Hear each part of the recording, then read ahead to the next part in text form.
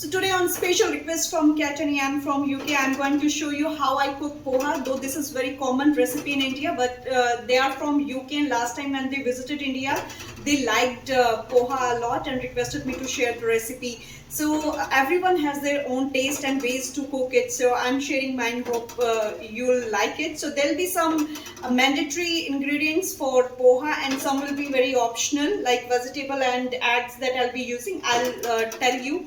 So stay tuned with me. What I'm using is this is broccoli, and this is red capsicum. I've chopped in small pieces. This is just to show you.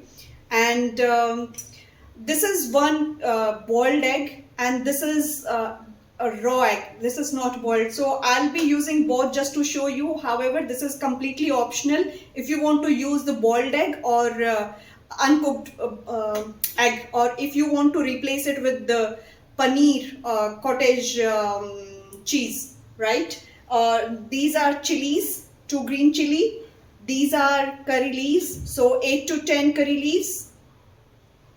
And this is poha. So the quantity I'm showing you is for one person, and you can amend the quantity according to your needs. So this is a small ball, you can see, and this is not completely full. Okay, this is my capacity. And vegetable is completely option. You can add peas, onion, any choice of vegetable, whatever you love to add, you can do it. So when I cook poha in the morning, I don't use vegetables. I use egg or cottage cheese. So I have taken 5 almonds and 10 to 15 peanuts. This is completely option. If you want to opt for almonds, if you are preparing for one person, then almond should be 8 to 10. And if you are taking peanuts, it should be like 20 approx.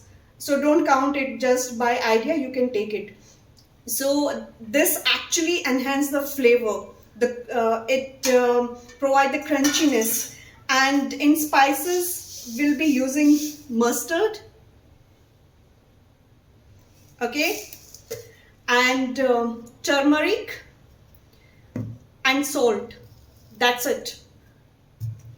Because the minimum spices and oil you use in food, it enhances the taste. Usually lots of people use lots of spices and oil to make it more I'll say delicious. But I think even if you're using very less spices, or the spices which are actually needed, it will enhance the taste. So I'll be using this strainer to wash the poha. And why this strainer? Because we don't want to make it wetty, the poha. Okay. So when I'll wash it, all the water will get drained, and it will not be sticky or wetty. Okay, I'll use this pan to cook the poha, and definitely this is the spoon that I'll be using. And I'll be using ghee. You can use any oil of your choice to cook it, and I'll be using very lesser quantity of it. So let's start it. First I'll be wash the poha. So I use the running water.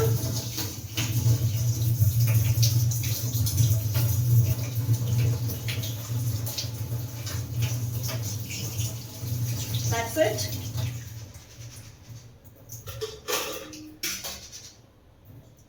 I'll keep it like this. Okay.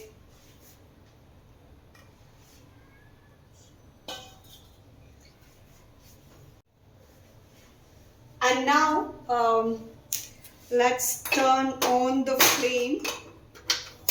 At medium flame we'll cook it. First of all, I will roast this almonds and peanuts, and I'll not add any kind of oil or ghee.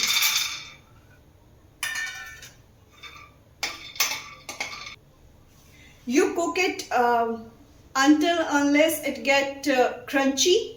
Because if you see, if you taste it, it's bit wetty. I'll say you'll feel that moisture in almonds as well as in peanuts. Okay, so we'll roast it on the medium flame, and I haven't added any kind of oil or anything. Food is just not to feed you. Actually, the food is like something that gives you satisfaction, and that comes with the kind of emotion the food is cooked, right? Whether you cook your food with love and care, with empathy, or how it's cooked, it's not necessary how and what you are cooking.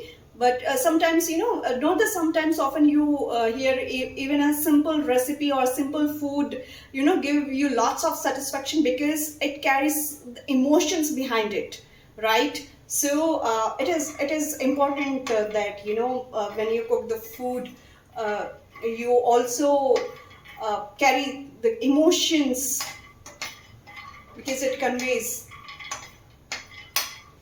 If you wish, then you can add a little bit oil or ghee or butter, whatever you like, to roast these almonds and peanuts. But this capsicum and broccoli carries water inside it, so I'm just cooking like that only. I'm not adding any water or anything at this point of time. But if requires, I'll definitely add. Sometimes I like, half-boiled veggies, especially the broccoli and the carrots, to make it crunchy. So I prefer not to add the water. So if you like half-cooked veggies, so there is no need to add water to cook it, fully cook it.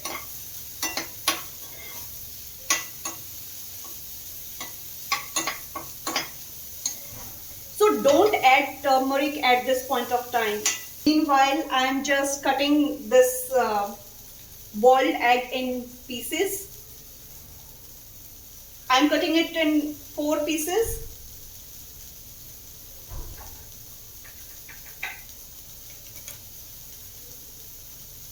Like this.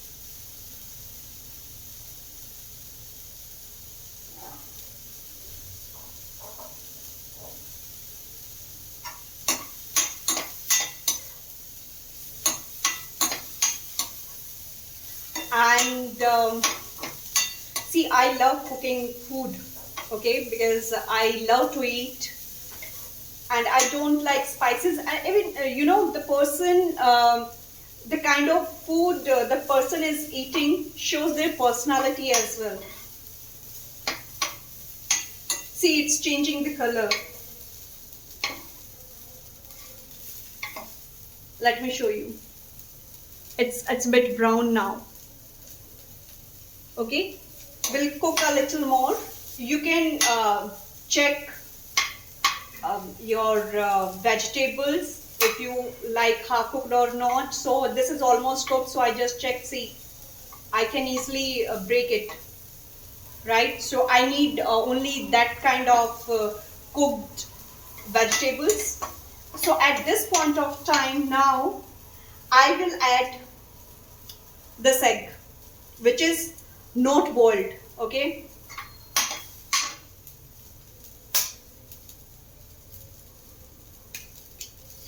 This way.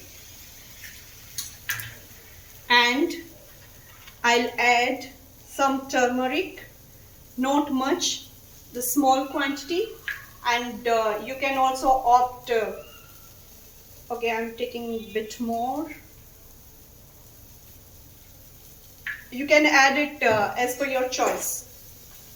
If you like the dark yellowish color, you can add a bit more, but adding more turmeric will make the taste bit, I'll say, I'm not getting that word, but it will taste differently. So I'm cooking here, it's egg which is getting cooked, and here I'm cooking that turmeric also. It's important that the turmeric is also well cooked. okay, else it will smell and will change the taste differently. Okay, and see, the egg is now almost cooked. So if you want to eat like that only, then at this point of time you can add poha, and the same way you can add paneer at this point of time if you are using cottage cheese. If not, then you can add poha at this point of time. Here I am using this boiled egg, so I'll add the boiled egg here.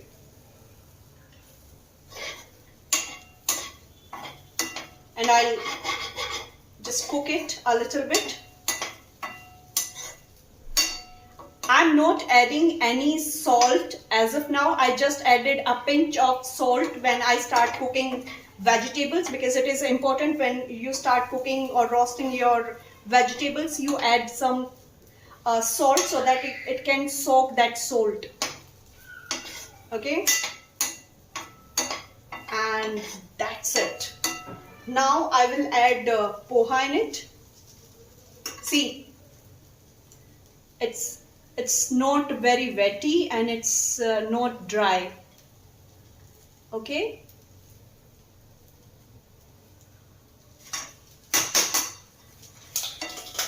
now I will add some salt, and you can add the salt as per your taste. So I'm adding this much salt only. Okay, and now just mix it.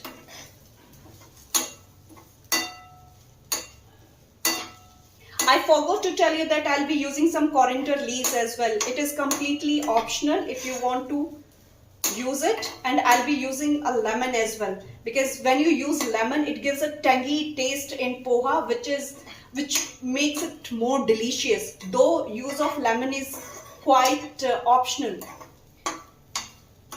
And when to add lemon in the recipe, when you are almost going to serve the recipe, the dish, then you add the lemon. Okay, and it's almost done.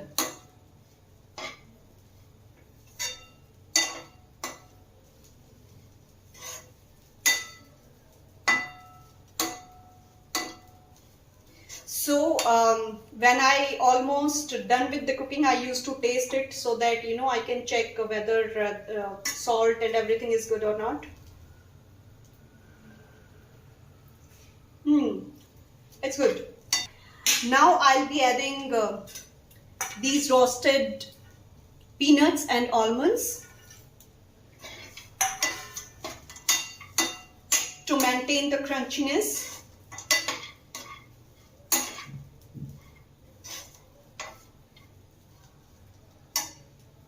Now I'm turning off the flame and will add some coriander leaves in it. So I'm just cutting it down. I'll not record it in just to save the time. So you can exclude the stems if you don't like it. And if you like it, then you can include the stems. So I usually add some stems. I mean, I cut down this length of stems and will using rest of the, the coriander leaves and stems. Adding these coriander leaves,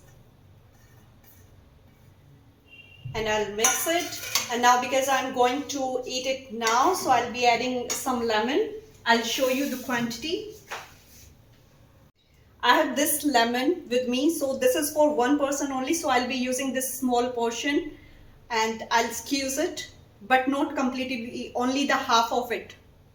So you can adjust, so you can adjust the quantity as per your poha quantity. And that's it.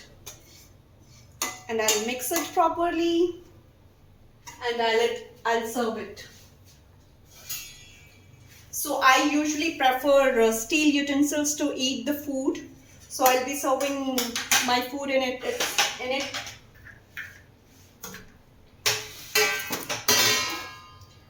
And today this is my dinner.